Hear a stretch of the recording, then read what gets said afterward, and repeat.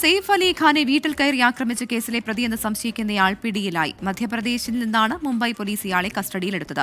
ശ്രീനാഥ് ചന്ദ്രനാണ് മുംബൈയിൽ നിന്ന് ചേരുന്നത്. ശ്രീനാഥ്, ഇയാൾ പലയിടത്തെത്തുന്നതിന്റെ CCTV ദൃശ്യങ്ങളൊക്കെ പോലീസിന് ലഭിച്ചിരുന്നു. ഇയാൾ പല വേഷം മാറിയാണ് യാത്ര ചെയ്തിരുന്നത്.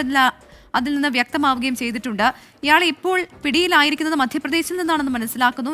മധ്യപ്രദേശിൽ എവിടെ നിന്നാണ് പിടിയിലായിരിക്കുന്നതെന്ന് മുംബൈ പോലീസ് വ്യക്തമാക്കുന്നുണ്ടോ? മധ്യപ്രദേശിൽ എവിടെയാണ് എന്ന കാര്യത്തിൽ വ്യക്തതയില്ല. കാര്യത്തിലും സ്ഥിരീകരണം ഇതുവരെ വന്നിട്ടുണ്ട്.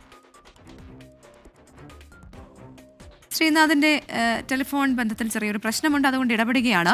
സെയ്ഫ് അലി ഖാനെ വീട്ടിൽ കയറി ആക്രമിച്ച കേസിലെ പ്രതിയെന്ന് സംശയിക്കുന്നയാൾ ഇപ്പോൾ പിടിയിലായിട്ടുണ്ടെന്നാണ് മനസ്സിലാക്കുന്നത്. കഴിഞ്ഞ ദിവസം സമാനമായി രൂപസാദൃശ്യമുള്ള ഒരാളെ പോലീസ് പിടികൂടി ചോദ്യം ചെയ്തിരുന്നു. പക്ഷേ അയാൾ അല്ല എന്ന് മനസ്സിലാക്കിയതോടെ വിട്ടയക്കുകയായിരുന്നു. ഇപ്പോൾ ഇയാളുടെ കൂടുതൽ CCTV ദൃശ്യങ്ങളൊക്കെ പോലീസ് ശേഖരിക്കുകയും ചെയ്തിരുന്നു.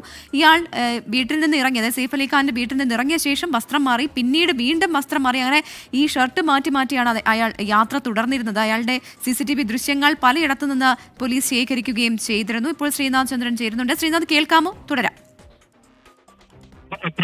ഈ അക്രമിയുമായി രൂപസാദൃശ്യമുള്ള ഒരാളെയാണ് ഇപ്പോൾ കസ്റ്റഡിയിൽ എടുത്തിരിക്കുന്നത്. ഇയാൾ തന്നെയാണോ അക്രമി എന്നുള്ള കാര്യത്തിലൊക്കെ തന്നെ ഒരു സ്ഥിരീകരണം ഇനി വരേണ്ടതുണ്ട്.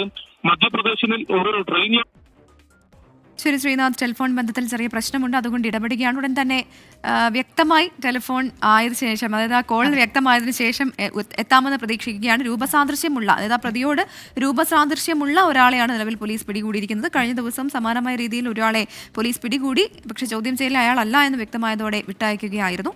അപ്പോൾ ഇനിയും കൂടുതൽ വിശദാംശങ്ങൾ ലഭ്യമാകുന്നതേ ഉള്ളൂ. ശ്രീനാഥ് ചന്ദ്രൻ ഇനിയും നമ്മോടൊപ്പം ചേരുമെന്ന് പ്രതീക്ഷിക്കുകയാണ്.